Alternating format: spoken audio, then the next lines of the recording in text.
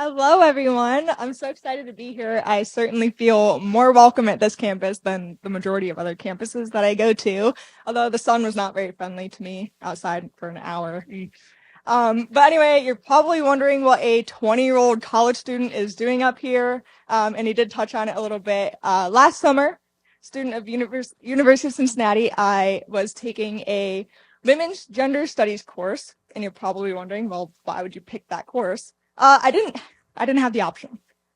We had to take a DEI required course at my school in order to graduate. Diversity, equity, and inclusion is being pushed across all campuses across the nation. My options that summer were LGBTQ activism, queer studies, and women's gender studies. Seems like the lesser of the evils. I was wrong. But so I got halfway through this course and we were assigned a project. And this project, being a women's gender studies course, was on feminism. We could choose pretty much any topic we wanted as long as we were able to relate it to feminism and use 3 sources from class to back up our work. So as a past runner of cross country and track for 10 years, the women's sports issue really, tugs at some heartstrings. So I decided to write on the rights and opportunities that women have had in athletics throughout time. And in doing so, the conservative student in me was trying to not get in trouble. Spoiler alert, it didn't work. So I said biological women in writing my project proposal, because I was trying to be kind, which I know it was redundant to say biological in front of women to begin with, but once again was trying to not get in trouble. I turned in this project and a couple days later, I received a notification and it says that my grade has dropped to an F. This project was worth half of my grade, which is a lot for any class. And I'm wondering maybe I didn't submit it. Maybe I turned in the wrong assignment. No. I select this notification and it says, Olivia, this is solid work, but using the term biological woman is hateful, it's transphobic, and it contributes to heteronormativity, which I didn't even know was a thing until then. Actually, I still don't know what it is. But so I received a failing grade, 0%, for using one single term in my project. When this happened, my first reaction was actually to laugh, because there's no way this just happened to me. That's crazy. No professor would ever fail a student for using one term.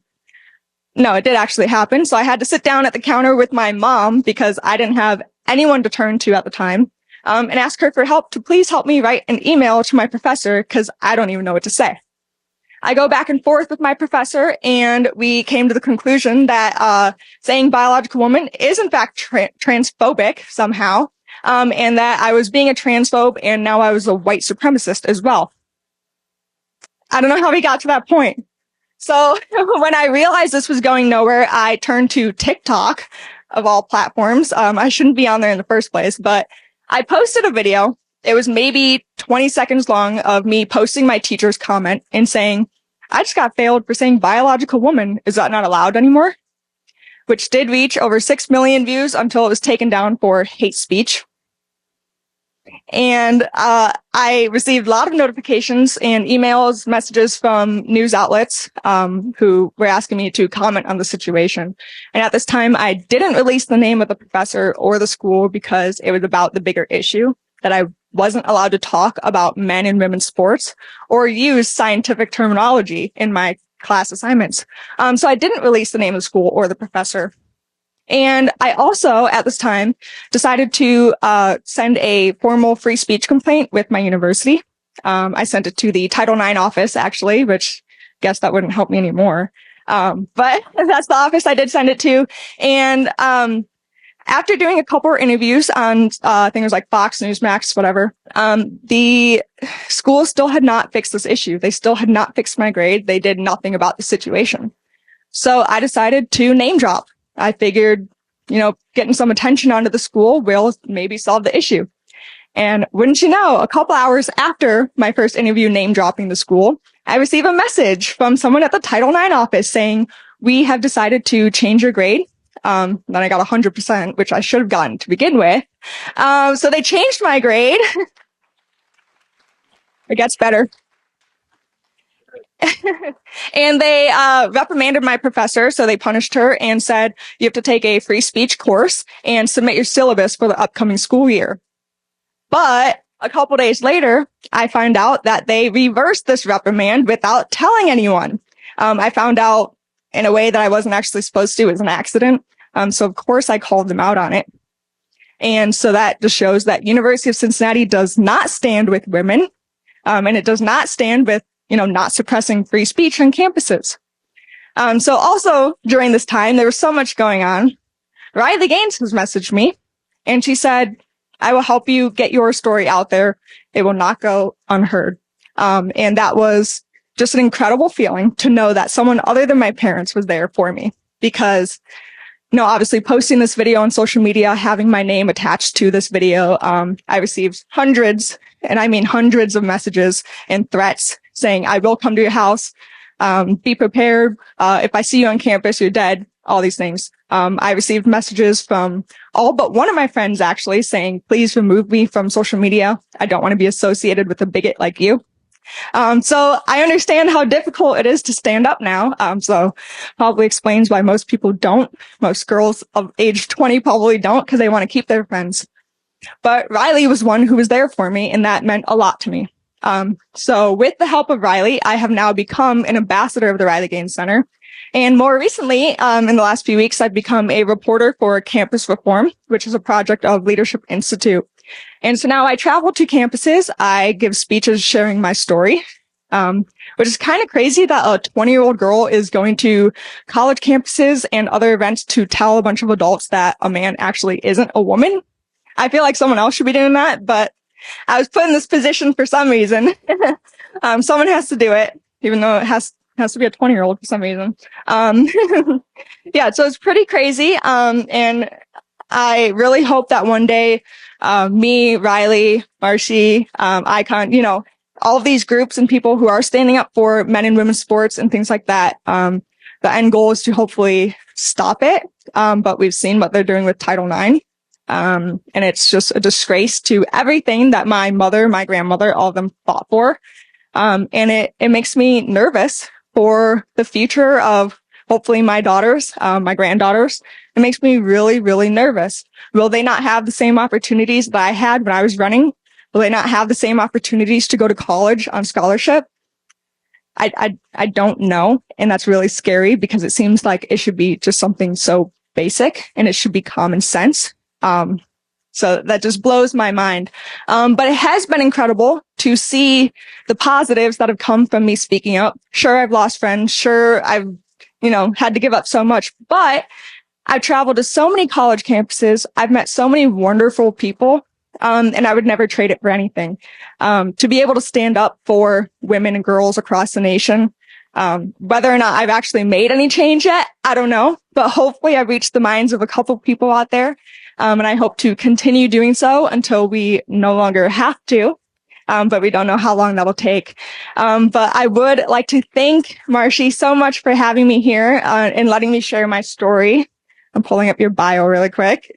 But thank you all so much for being here. And I would now like to introduce, NCAA champion, University of Arizona Athletics Hall of Fame, and co-founder of the Independent Council on Women's Sports, Marshi Smith.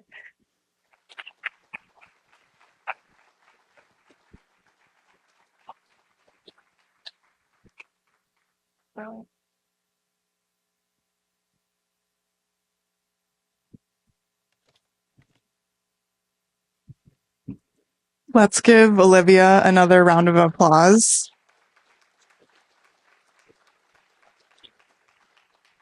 She really gives me hope for the next generation. So one thing that she didn't share was the reason she was so impassioned to write about sports is because she was an athlete herself and ended up breaking her back and had to retire from athletics.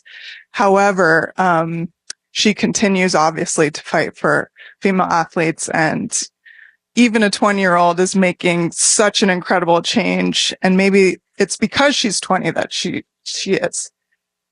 Okay, let me make sure this clicker is working here.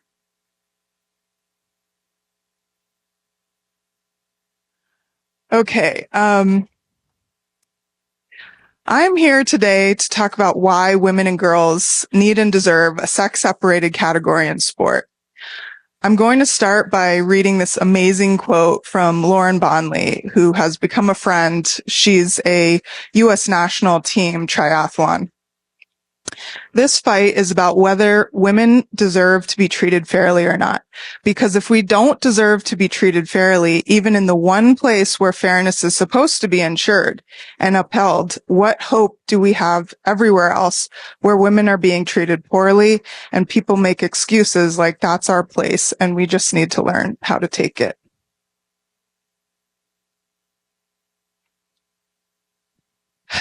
So the title of tonight is Wildcats Lead the Way, Saving Women's Sports. So how have my fellow Wildcat sisters and brothers helped to really start the charge on saving women's sports for the NCAA and across the country? It started here a little over 2 years ago when Leah Thomas stood on top of the national championship podium, a place where I once stood, and me and fellow teammates, alumni, started talking to each other. How could this have come about? I can't believe the NCAA is doing this to us, and so on and so forth. Text messages, calls, emails. Until one of my teammates, Carly Woodrow, messaged me and said, can you help to write a collaborative letter on behalf of our swim team alumni that we can all sign on to? Because maybe, naively we thought at the time, maybe the NCAA doesn't know what they're doing. Maybe they haven't thought of the solutions of how to solve this. And so we sent off a letter 3 days after the championship title was won, and immediately were thrust into the media spotlight. I was suddenly getting media requests, and as kind of the representative for the group, was on Fox and on every network news station, podcasts, articles were written. And so that was the birth of an accidental activist. So I'm absolutely an accidental activist, but it's been an incredible journey since then, reconnecting with my Wildcat sisters. So let me rewind and kind of give you really start at the beginning and give a brief biology lesson. I'm not a biologist. However, I'm going to start at the very beginning because surprisingly on campuses like Olivia's, this is a question. Sex is real. It's defined by gametes, and that's true in all mammals. Sex is a fundamental concept of life. It's why each of us are here, living and breathing. There's no system of the body not impacted by this from utero, not from puberty, from utero. There is no reboot, no undo, and no human can change sex. The effects of sex are permanent, and every person is either male or female, even those with rare chromosomal or developmental abnormalities. Male bodies develop around the production of sperm, even if no sperm are ever produced. Female bodies develop around the production of ova, even if no ova are ever produced. Every male will have a mini puberty in utero and in infancy, as well as a puberty in adolescence, which that was something new to me. It is why boys are both heavier and taller than girls on average, even as infants, and why performance differs between males and females as early as they can be measured. On this side, we have some data sources. USA Swimming motivational time standards are an aggregate of all historical top times to create the standards of competition level. It should be noted that boys 10 and under records and time standards are faster than girls in USA Swimming, despite girls making up over 60% of the youth enrollment. It's almost 2-to-1 in favor of girls for sheer numbers. This trend is consistent. The boys are faster at every age and every stroke, almost without exception. So this is contrary. Sometimes we see the sports governing bodies are passing a puberty level where they need to, if they transition prior to 12 years old, they can still compete in the women's category. And the data shows at every age, there is a difference. Basically, the early testosterone baths for baby boys combined with genetic encoding and a separate active development path for females results in thousands of genetically expressed differences between males and females that affect every system of the body. The result of sex is that men and women are built differently in almost every way, and its impacts are enormous for women across the globe and across all cultures.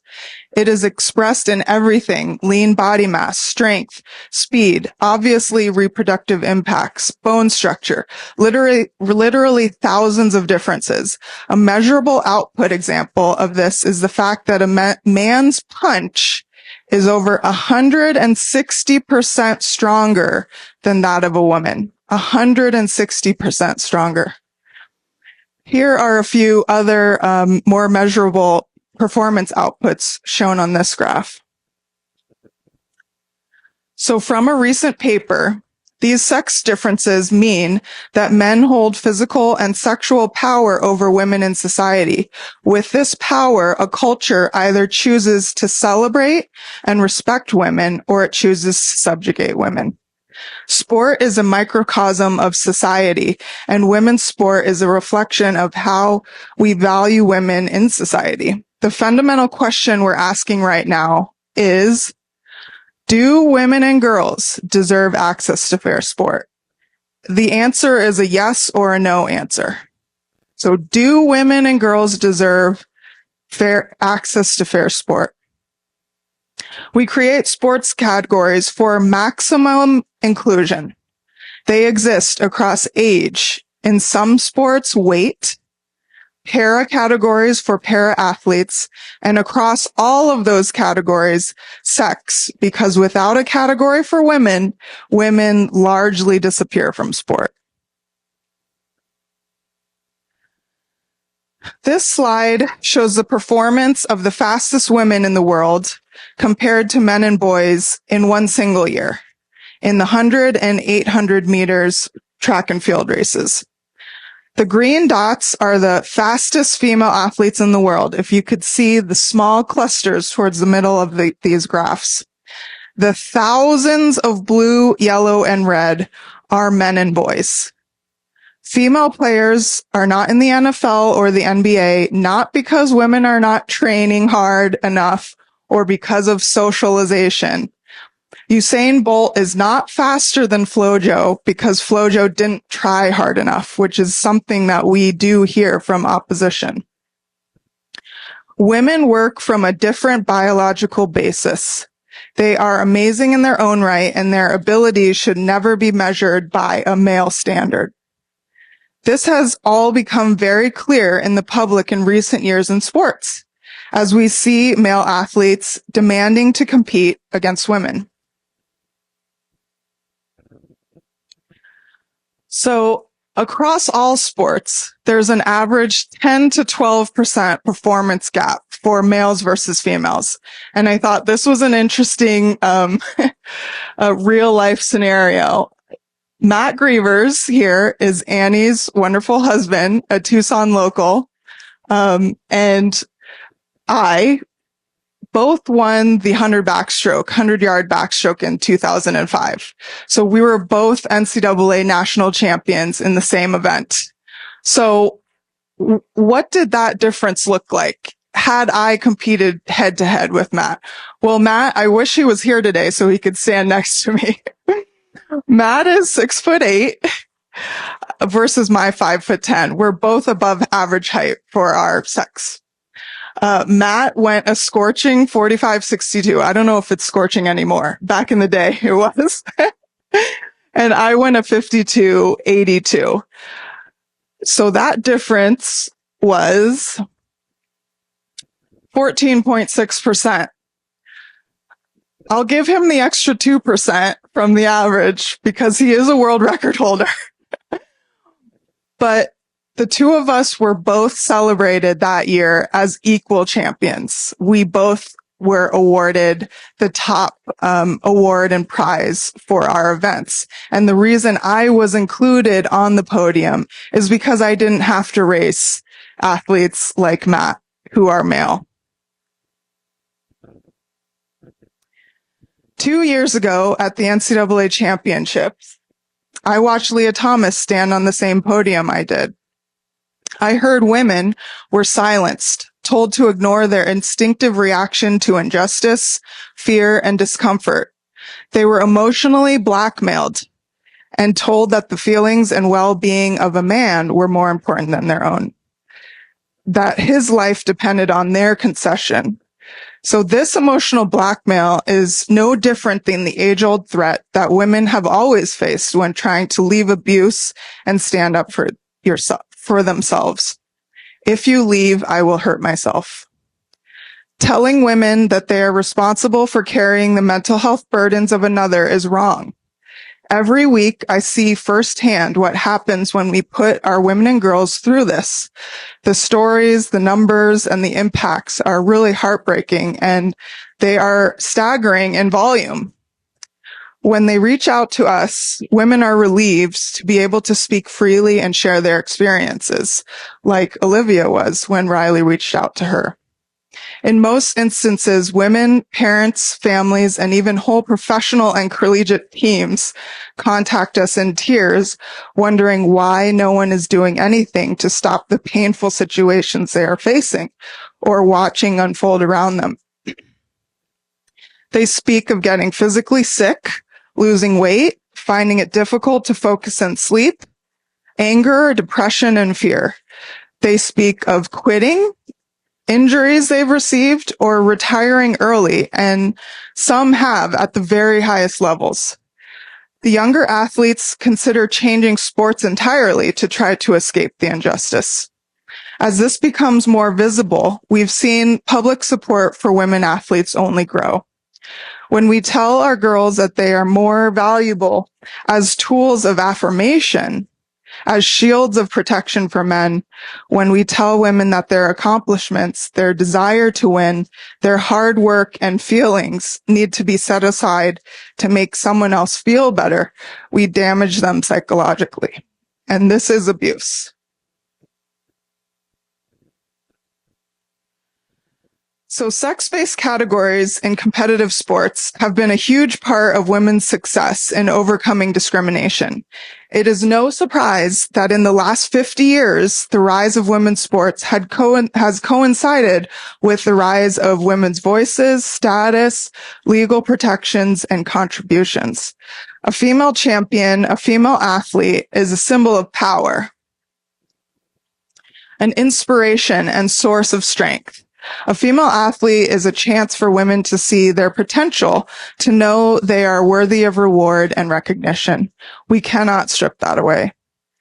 Competition is how we find our physical limits. It is an invitation to bring your absolute personal best and it with the personal best of others in a fair and clean contest. Bringing a body forward to compete that is intentionally enhanced or hindered is not in the spirit of that ethos. The question the governing bodies of sport are asking as they try to make guidelines to include male athletes in the female category is just how much do you need to impair male performance to be equated to that of women? This experiment is not empowering for women. It's actually very damaging. It is deeply misogynistic and demeaning. We are not small or encumbered male bodies. We are female, and we should not have to fight for representation and reward physically against biology and development that is male. For leaders to point to trying to achieve a level playing field for women by removing competitive advantage from males while women work decades to maximize their own is incredibly dismissive of women. There is no way to undo male development. There is no way to put a male through female development and female puberty. The message to female athletes right now is never mind, you're only women, so fairness doesn't matter. Be good, be kind, be inclusive. Women and society at large are rallying against the idea that asking women to surrender their own opportunities accomplishes any of those things. Hundreds of the people we counsel at the Independent Council of Women's Sports, have co-written and put their names to legal briefs and documents and letters. So this is an excerpt from a Supreme Court legal brief that many athletes, including Annie and Lacey, have signed on to. And I quote, "As athletes, coaches, and parents of female athletes, we are hurt and shamed that people in power do not find female athletes important enough to speak up for. We are left to cry and sink into depression on our own as we embrace our new understanding of girls' and women's place in the world. Not one more female athlete should go through this. Not one more person should have to watch a woman sidelined for a male who is deemed more important than her fair and equal chance. We are not just haunted by our memories and experiences when these male athletes take our place. We're forced to reckon with a public record that condones and historically celebrates our abuse. This cannot be the legacy we leave for women and girls, for millions of human beings who are born female."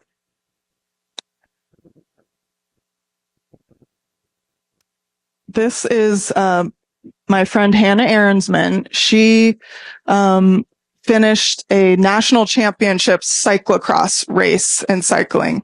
And for those of you who don't know, cycling right now is the most affected sport of any sport of male athletes infiltrating the women's category.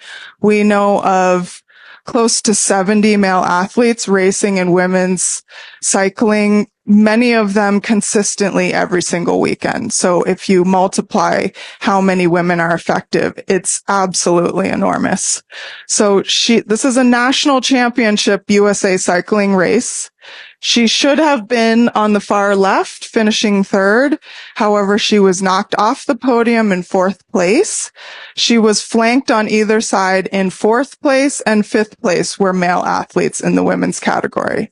She was left off of the international championship team, and this was her last race. She retired after this.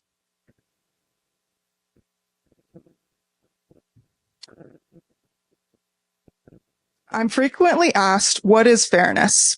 If a female athlete beats a male athlete, how can you possibly say the competition wasn't fair?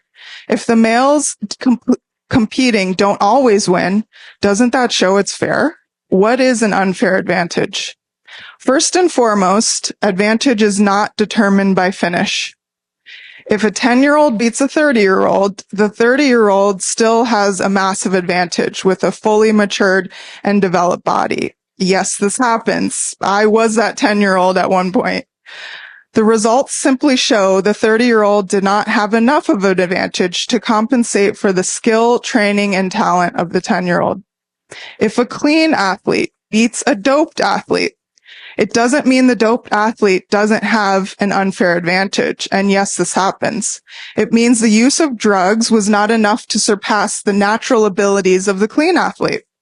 If a para-athlete beats an able-bodied athlete, it doesn't mean the able-bodied athlete doesn't have an unfair advantage. And again, yes, this happens. It means the skill, talent, and training of the para-athlete is so much more greater than the able-bodied athlete. They win in spite of the disadvantage. When a female athlete beats a male athlete, it means the male athlete's baseline abilities are so much lower than the females that male development and physiology worth 10 to 60% were not enough of an advantage to win. It's always amazing when an athlete competes up and they are able to overcome the unknown advantage of competitors. So a youth, a teenager that makes an Olympic team. Rules prevent competing down, where the known advantages render results meaningless in all of these cases, except one. Men and boys have been granted special permission to compete against women and girls in instances where male beliefs and male feelings are more important than recognizing female skill, talent, training, and drive. There's a lot of talk about how it's fair for women if pharmaceuticals hamper the performance of males or stop their development. But consider when we are talking about the eligibility of athletes for a category. Is it fair for a mature adult to compete with children if he is sick, if they are short, if they hamstring themselves, if they medicate? Is it fair for a doped athlete to compete against clean athletes if they limit their training or aren't naturally that strong, don't have access to great coaching, or aren't as talented?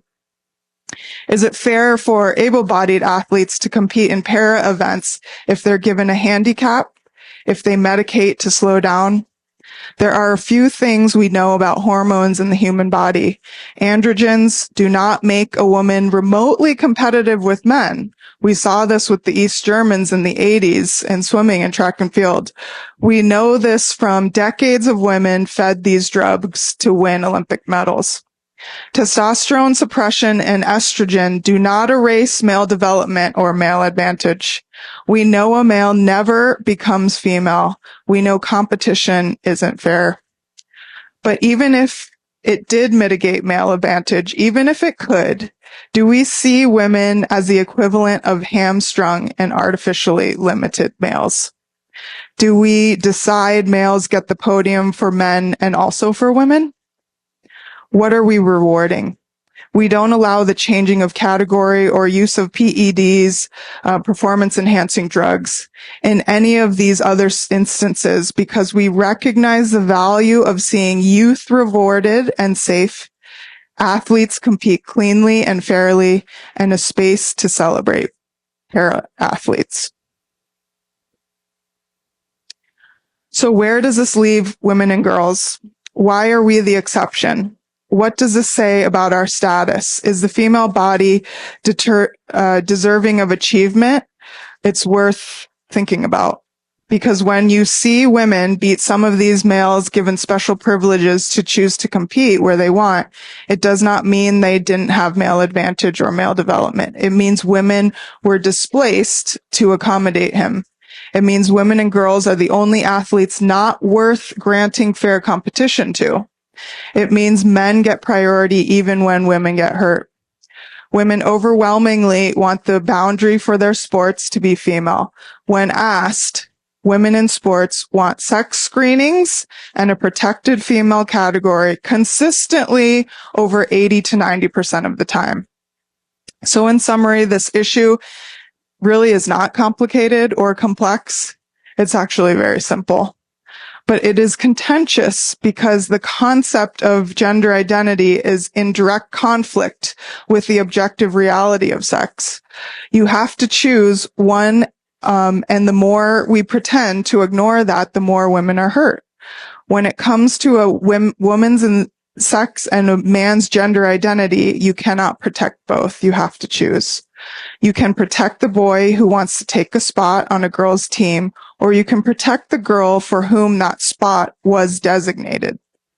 You can protect women's sports to celebrate female athletes and recognize women as champions, or you can use women's sports as a place to compare women to less talented males and to treat women that men must be prioritized. Sex is real. It has enormous impacts, especially for women. It's important for future generations of girls, like my 8-year-old daughter starting swimming now. I hope she doesn't become a swimmer. That's a lot of hours. But she's starting. We recognize women deserve fairness and equal opportunities without caveat. And in sports, that means having female-only sports categories. Thank you.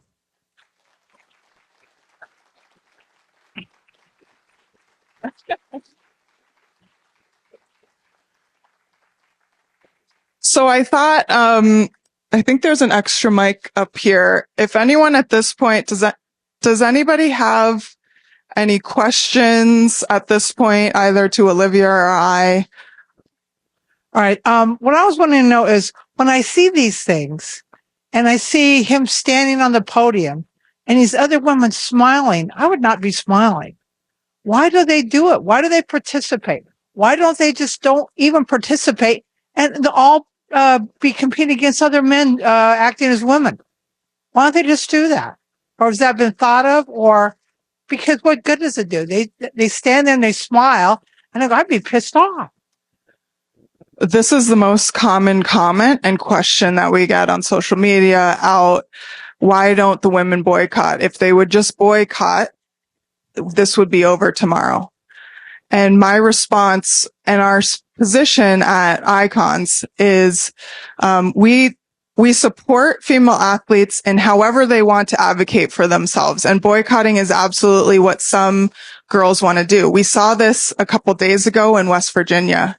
There were middle school girls, 13-year-old girls who stood up, and after the state of West Virginia passed a state law saying only girls in women's sports, there was one athlete, one boy who challenged it in court, and the judge has overturned that, allowing him to compete against them in track and field. So they were up to the shot put. 5 of these 13-year-olds went up to the spot and walked off. So we do see that.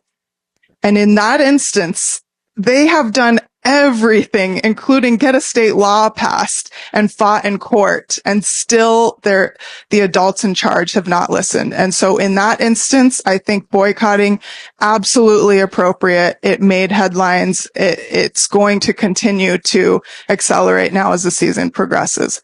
However, we do not tell girls you must stand down, because we don't believe that women and girls have to take their own opportunities away in order to make the change. That should not be the burden of girls.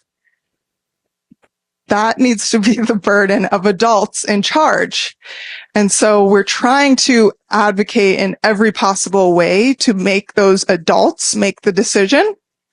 One other instance. So last month, the Independent Council of Women's Sports, Icons, we pledged exclusive funding to 16 female athletes in the NCAA, suing the NCAA. After the events that unfolded with Leah Thomas at the 2022 championship, we also have female athlete plaintiffs who are current female athletes who want the current policy as it stands to be changed. They do not have standing legally to be plaintiffs and a part of a lawsuit unless they can prove that they have lost something.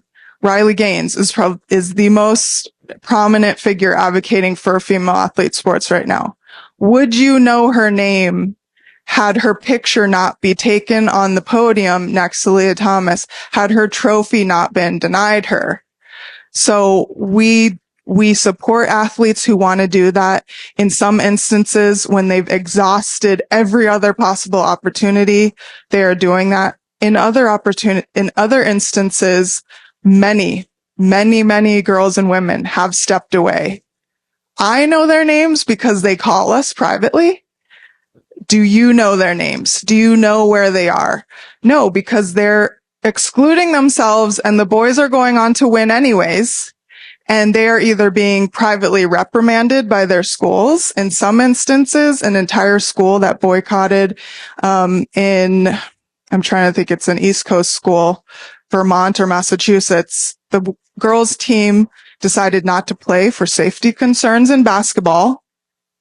The entire school, academic and athletic, extracurricular, banned from the entire district. They are no longer allowed to participate in any sports, boys and girls, in either academic competitions or athletics. So the threats that come are real. The reprimands are real. So we have to consider that as well. In the instance of the NCAA championships, these girls stepped on deck aware that Leah Thomas was going to be there, not aware he was going to be in the locker room. We're just confronted with him in the locker room, no forewarning. And they were not able to even freely communicate with teammates because the schools had actively, and this mainly happened in the Ivy League schools, had actively suppressed their ability to be comfortable in even talking to each other as teammates, let alone organizing mass boycotts among different schools and different conferences. So yes, it would have been a huge statement. Is that realistic? It's not realistic. And they could be severely punished, kicked out of their schools, scholarships taken. I mean, the backlash is very real. And so we're trying to advocate in ways that policymakers can do that for them so that they don't have to bear the brunt of that responsibility. Thank you. Has anyone considered the idea of getting in front of it by forming a transgender NCAA and inviting competition between transgenders as a way of juxtaposing this and offering an alternative, even advocating for transgenderism by having their own league? As you know, funding even a second category, women's sports category, is difficult for sports organizations and universities. We rely our funding on the male programs. So if you cut that pie into an extra piece, that's even more difficult. Now, I absolutely, if the para athletes and Special Olympics and other organizations have carried mantles to create completely new organizations. However, we do not advocate for a third category in sports for various reasons. Number one, we have never offered sports based on someone's self-image or personal beliefs. So when you open the can of worms to say, okay, we're not going to rely on stepping on a scale and measuring a scientific quantifiable thing. We are going to ask a person, what is your religion? Should we offer that as a category? What is your belief about yourself? So a category based on beliefs is not also scientific or realistic. So we absolutely advocate, if anybody wants to make their own sports organizations, that is fine. That is for a different sports organizations to take up. But we at Icons advocate for female athlete protected category. That's meaning 1 and 2, male and female. Every single person on the planet can be included in one or the other. Okay, I don't want to take too much time, but we can come back to questions. But I wanted to invite up some special guests tonight to come, and we're going to have kind of a panel discussion and get to know these incredible champions in athletics. So first up, I'd like to invite Lacey Jon. She was a teammate of mine at the U of A. She also happens to be an Olympic medalist and an NCAA Woman of the Year. I hope she will explain to us more about what that means. Annie Chandler Grevers. We sadly didn't get to swim on the same team. I think you came 1 year after I graduated. However, she has become a close friend, her and her husband, who was featured earlier today in my head-to-head 100 backstroke. She is also an NCAA Woman of the Year finalist, multi-time NCAA champion. Her list of accolades is enormous. And then finally, Coach Frank Busch.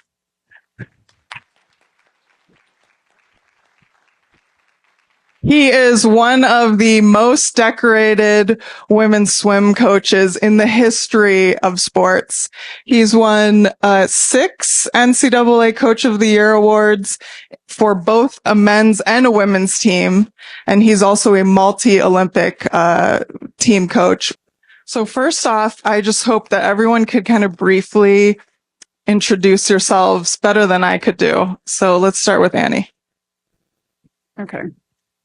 I'll try to, it's this brief, so bear with me. Good evening. Thank you guys all for being here. Man, I feel very empowered after listening to Marshi. She's a personal hero. She says she was an accidental activist, but she definitely spearheaded the writing of that letter, and she was not going to be pushed into silence. So I have so much respect for you, Marshi. Yes, my name is Annie Grevers. I swam for the U of A from 2006 to 2010 and professionally for 2 years thereafter. During my time here, I was a proud member of the national championship team in 2008 and a 6-time relay national champion. And during my senior year, I finally won an individual national title in the 100-yard breaststroke. And I was a top 9 finalist for NCAA Woman of the Year. When I swam, I was privileged to train and compete alongside the most driven, grittiest female athletes you have ever seen. It was a dedicated sisterhood I got to be a part of, and we were a combined program, which means, as earlier mentioned, we trained alongside the men. So I have witnessed stark physical differences between sexes at the Division I level. Shortly after Leah Thomas won the 500 free at the championships in 2022, I had some enlightening exchanges with friends and acquaintances. One person who had never been a high-level athlete asked me if I had ever beaten a male in swimming, which was a topic Marshi touched on. I explained to her, yes, I had beaten a male before, but had I beaten a top-level male who also specialized in breaststroke? Never. At the 2023 NCAA championships, the winning time in the men's 100 breaststroke, which is 4 laps of breaststroke, if you guys don't speak swimming, was 7 seconds faster than the women's winning time, which same differential that Marshi explained in if she were to race my husband. To say advantages of the male's chemical makeup can be completely undone with hormone therapy is completely ludicrous. A mediocre D1 male swimmer can and will be a superstar if they switch to the women's side. Welcoming a male into our locker room and onto our girls' team was never something we had to deal with. And why on earth would any female athlete be asked to? I don't know how the NCAA allowed itself to get scared into opening up our sacred female category to those who deem themselves more comfortable in our territory. How many female athletes were consulted when these exceptions were written into the rule book? This careless attempt to include all in our exclusive category has forever tarnished Title IX and confused the record books. My mom was never afforded the opportunity to compete in athletics. My life was transformed by the opportunity I got to compete in athletics. A Ernst & Young study found that 94% of women who hold C-suite level positions in the business world were former athletes. 52% played at the collegiate level. I'm currently a stay-at-home mom. I'm not an executive, just of my children. But the confidence and skills I gained from my 20-year swimming journey still empower me every day. Jennifer Say, a former national champion gymnast and former Levi's brand president, said something recently that resonated with me. She also invented this brand or founded XXXY. She said, I think it's compassionate to stand up for women and girls, to compete fairly, to have privacy in their locker rooms, and to compete safely. Compassionate. That's not usually a word assigned to us. Many people are saying it's hateful to defend our territory, but we are actually being compassionate to women by fighting for their exclusive category. I have 2 daughters. I want there to be a distinctive, common sense line drawn for their generation. I pray they will never be asked to hush up for fear of offending a male who demands rights that were never meant to be his. To have any of our hard-fought spots in female sports stolen by males who feel like they are women is unacceptable. Sport is not an arena of feelings. Sport is about fair competition. Sport teaches us how to come back after failure, how to win with grace, and how to draw out the best of our God-given bodies. Those lessons are all polluted if our exclusive category is not preserved. Thank you all for being here.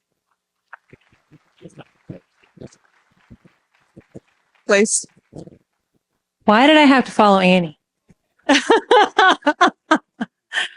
Oh, thank you, Marshi. I mean, everything what Annie said is so true and so inspired by Marshi. And we knew she was a determined and tough and gritty and inspiring individual before she even took on this mantle of being an advocate for women's sports. And as one of our team captains and true inspirational women at the University of Arizona, really grateful and proud of her and proud to stand beside her.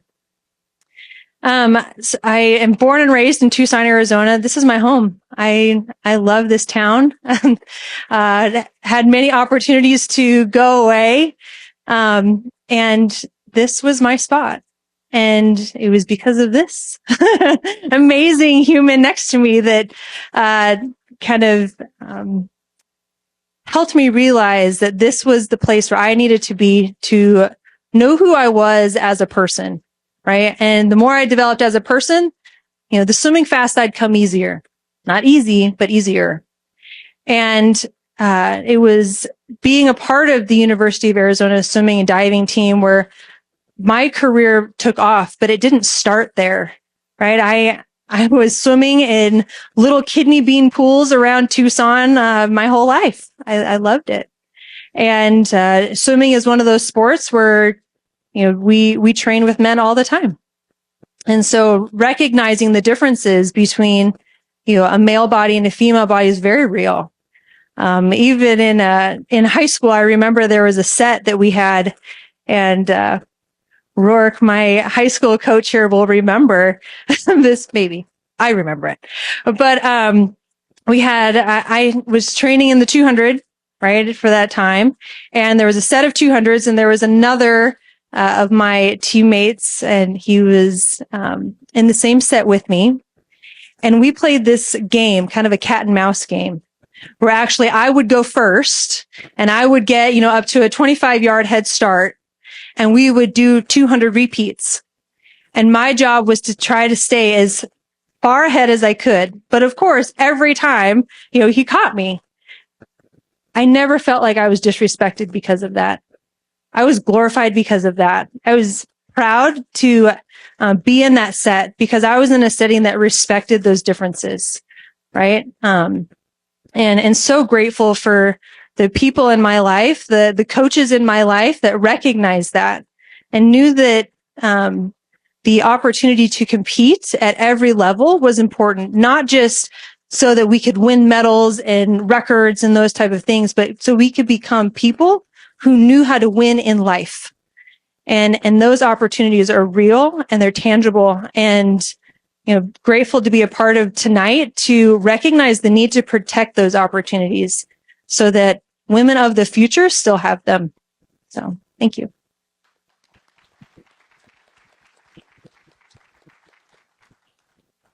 I am very, very humbled to be up here with these women. Their accomplishments are far greater than anything I've ever done in my life. And the fact that they're speaking out for something that is so obvious to all of us. I have a daughter who has participated in sports and has done very well. And I can't imagine what that would have looked like had she had to have competed against boys or men in those competitions.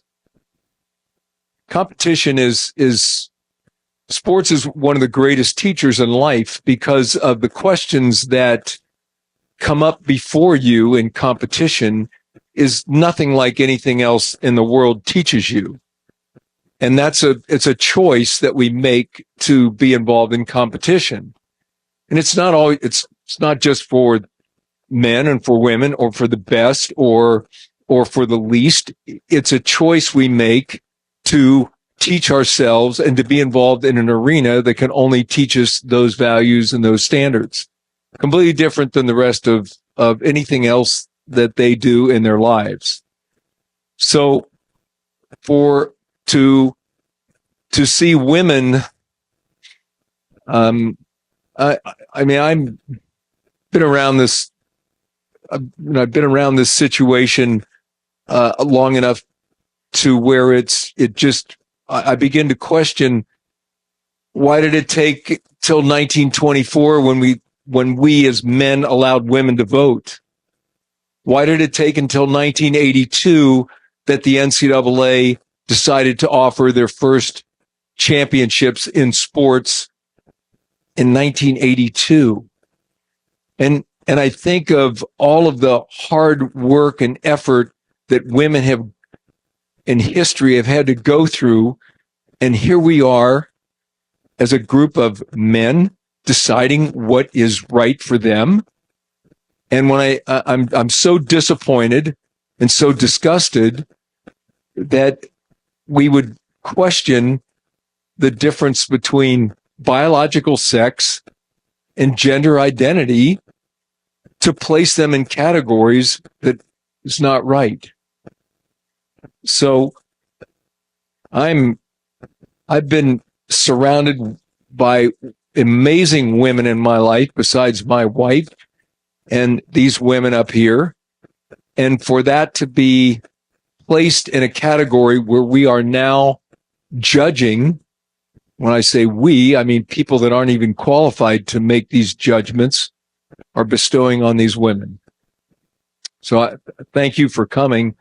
And the courage that these women show is, like I said, far greater than anything I've ever had to face in my life.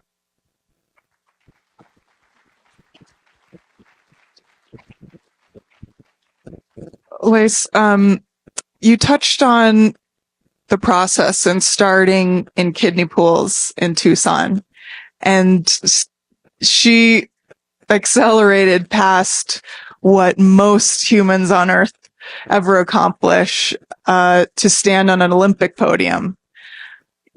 One of the common things that we hear when consulting with governing bodies and just from the general public is this idea that you have to be elite. You have to be an elite woman to deserve fairness in your sport. The younger age group girls do not. We need to prioritize boys for their acceptance and various reasons. And then also on the flip side, masters women.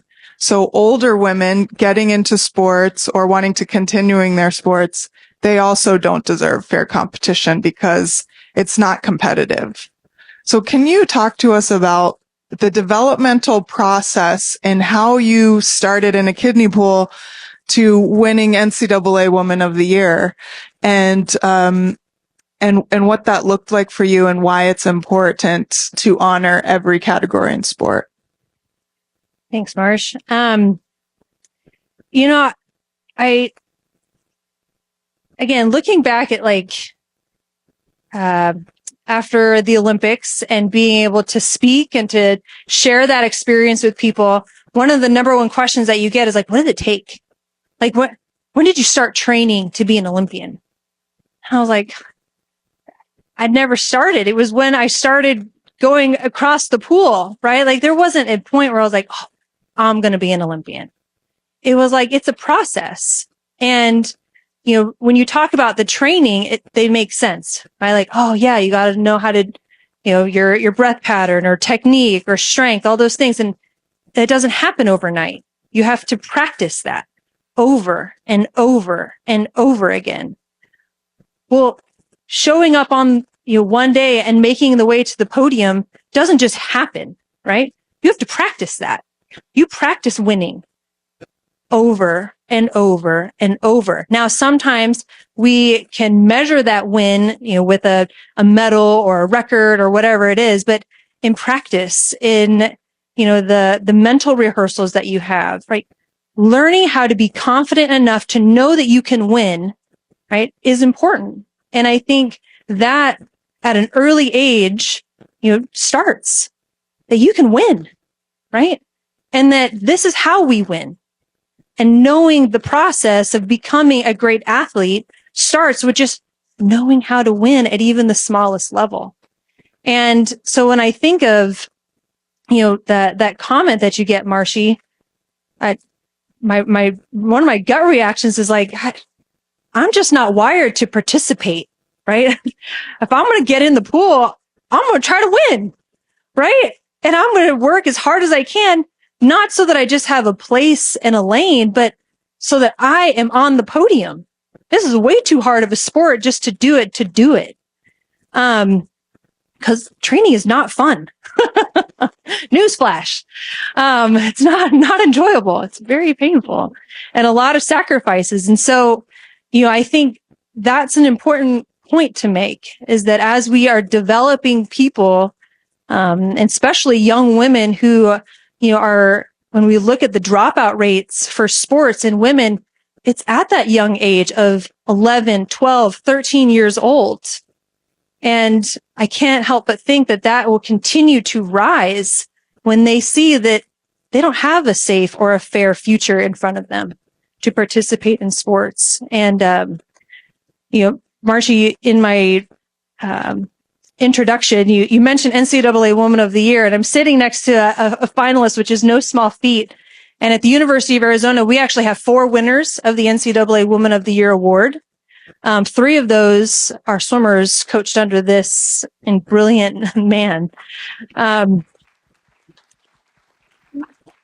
that award is one of the only awards that looks at the development and the effort of women, and not just in their sport, but in academics, in the community, in leadership, and all of those are judged equally. That is unique. And I think that speaks to the ability to win in every arena, not just in the pool, but in the classroom and in the community and wherever that's going to take me outside. When I take the cap and goggles off, I know how to win. And because I practiced it from a very young age. So That's amazing.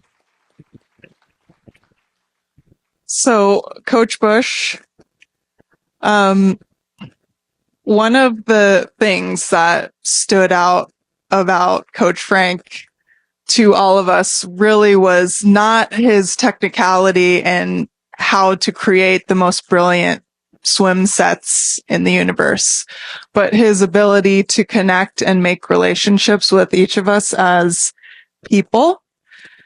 And one way that you did that is just effectively communicating on a really personal level. And one of the things I mentioned in the presentation is right now we're witnessing little girls and women being put under tremendous pressure and emotionally blackmailed into carrying the mental health burdens of another over their own and at the detriment of themselves.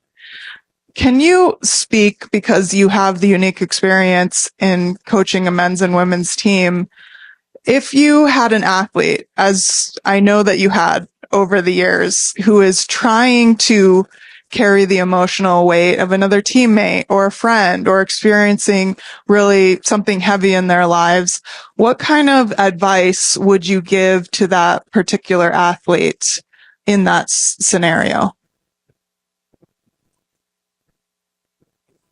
This is getting pretty deep. First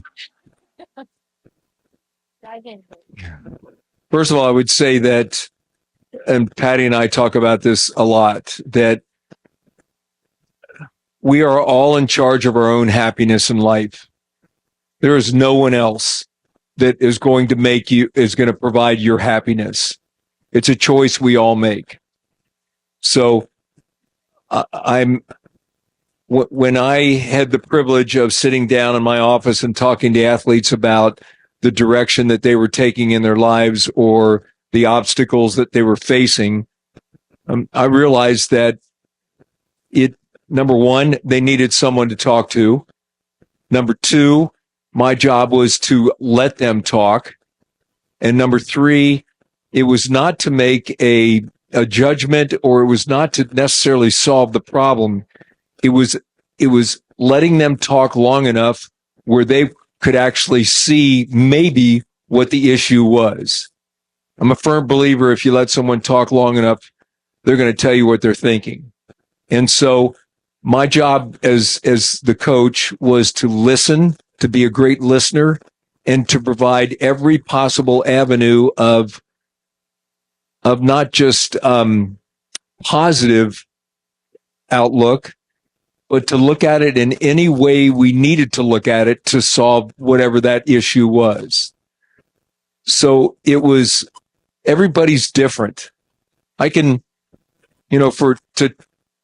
I just, as a coach, I always believe that I would start by saying something to one of the athletes. This is kind of how life works in this competitive arena. Is there something, do you get it? And maybe they didn't. So then I would take a different angle and try and convince them or open their eyes to another level that they might be able to understand it better. The same way you would do with your children. The same message doesn't always resonate in the same way to an individual. So then if that doesn't work, you take a different approach, and then you try a different approach. And that's what being a good parent, and I think that's what being a good coach and being a good friend is. So in the context of what we're talking about tonight, it would be so difficult to counsel a young lady if she was faced with a completely unexplainable issue. I don't even know how I would go about, well, let's see, Lace. Don't worry about Leah, who used to be Bill. Don't worry about that, because we're going to figure out a way to circumvent the system here, and we're going to do something that's going to give you a level playing field. It's obviously, it can't be done. So, Marsha, I hope I answered your question, but when you're counseling someone, you just do the very best to try and figure out how to come about it in a way in which they'll fully understand it. And was always the angle I took.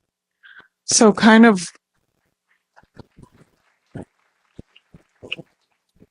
what I'm hearing is that as a coach, this would be an incredibly difficult situation to manage if you were facing this today. And this is something that we hear daily from coaches across the country in the struggles of how do you console your female athletes when you do not have the solution to offer them while they're being victimized. So, this is an incredibly difficult situation for every coach, particularly in the NCAA, who rely on, feeding their families this job in order for them to live and survive. And yet they're put in this impossible situation. So we do have sympathy. However, I think at this point, we're at the point when more and more coaches are feeling comfortable that they need to advocate now, because the time is now to make a change. So I just want to ask one final question of all the panelists, and along the same lines, what brought you here today? I know that you all have been advocating in various ways behind the scenes and on the forefront for the past 2 years with me and other Wildcats. But what is your reason for speaking out and advocating for women and girls today? When Lacey was talking about learning to win, that is such a great life skill. And I think about my very first big win when I was 7 years old. I won High Point at the Summer Lake meet, and my coach started crying. She was so excited for me. And you talk about youth sports and how people say it doesn't matter, the boys can swim with the girls. If I had never had that moment, there's a good chance I would have never started club swimming. There's a good chance I would have never, gotten a college scholarship. I would have never carried myself with the confidence I get to carry myself with today, because of the skills I learned through sport and the women I was influenced by, who I got to train alongside. And that's really the first time I've made this connection when you were talking about just youth sports. And that is learning to win. I want my daughters to have that.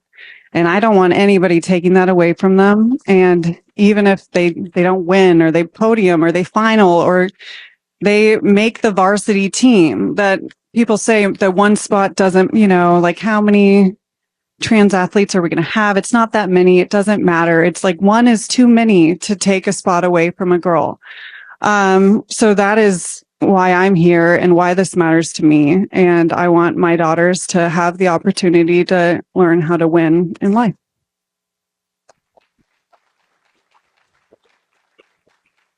Thanks, Annie. There's a lot of reasons to be here. One, because sports matters. It definitely matters. And it makes a difference. It's made a difference in my life. And I have had such a blessing to have such an easy path, I feel, compared to Olivia and, some of these other athletes that we're hearing speak out about this experience. My heart breaks for them.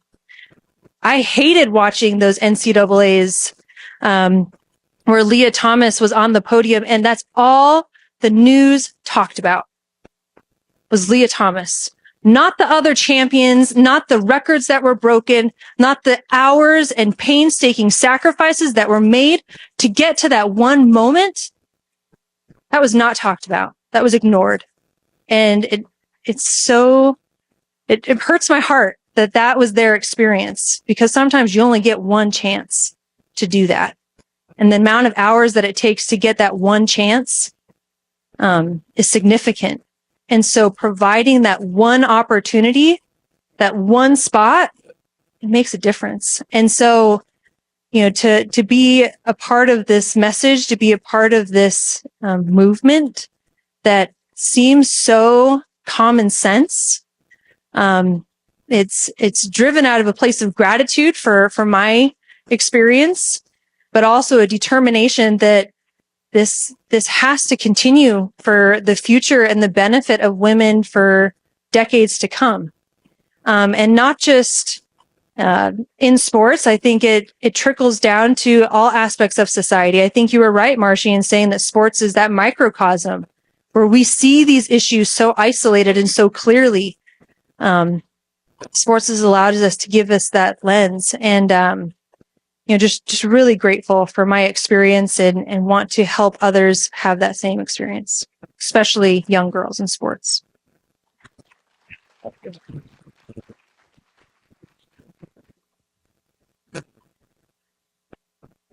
What an honor to coach.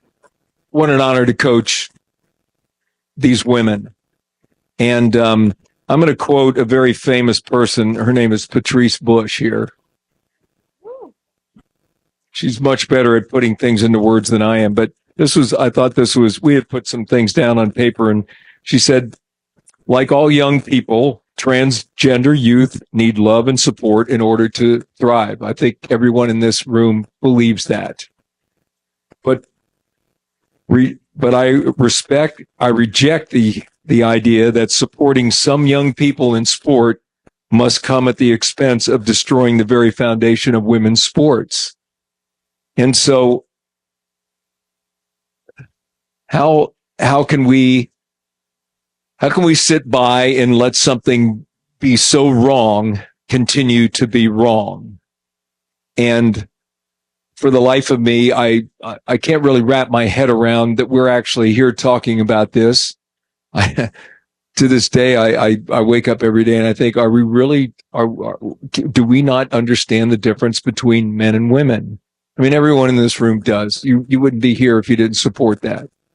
So I don't think it's right for a group of people to completely reverse the progress that has been made by the group of women, not only that are here, but women in general. So that's why we're all here. That's why I'm here. And, I'm going to do everything in my power to make sure that this gets resolved sooner than later.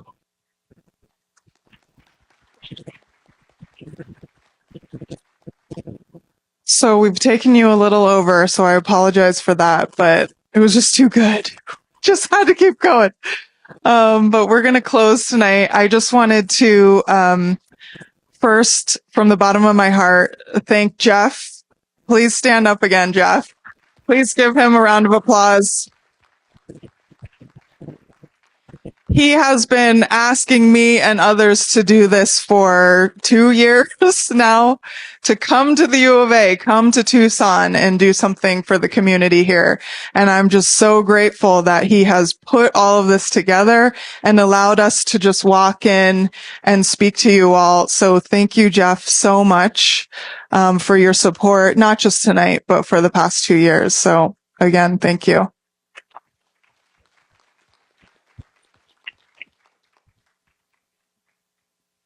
I'm just going to put up 2 quick slides of calls to action before you go. I want you to grab these QR codes. Number 1, the NCAA is having a Board of Governors meeting Thursday. They are asking for female athletes, coaches, male athletes, past and present, NCAA athletes to fill out this form. They're not asking for this form, but they're asking to hear directly from athletes and coaches. So if you go to this website, there is already a form in place. Fill in your information, personalize it however you want, or send it off with your name and sport. Let them know that women's sports needs protecting. They are going to be talking about this issue Thursday. So we have 2 days. Please send these emails. It will go directly to every Board of Governor member. So if you take a picture, go to that will take you to that form. Send it on to friends and family.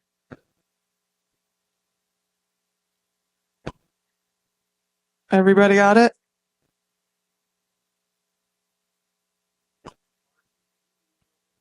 Yes, I will email this to Jeff as well. Yes. If you go to icons_women, which is our social media, you can find this form as well. Got it? Okay, last and final thing. I mentioned the female athlete lawsuit. We are exclusively funding this at Icons. If you would like to contribute to the female athlete legal fund, please donate to these women. Every single dollar that we bring in supports female athletes in litigation, including Riley Gaines and the 15 other athletes who are suing the NCAA right now. We are currently adding plaintiffs. We already have a handful more athletes. We will continue to do so. We hope to double, triple, quadruple that number. So we'll keep you updated on the status of this case, and please look for information as the lawsuit develops, because we're just at the very beginning. So that concludes the evening. Thank you so much to all of you who have come tonight. I couldn't be more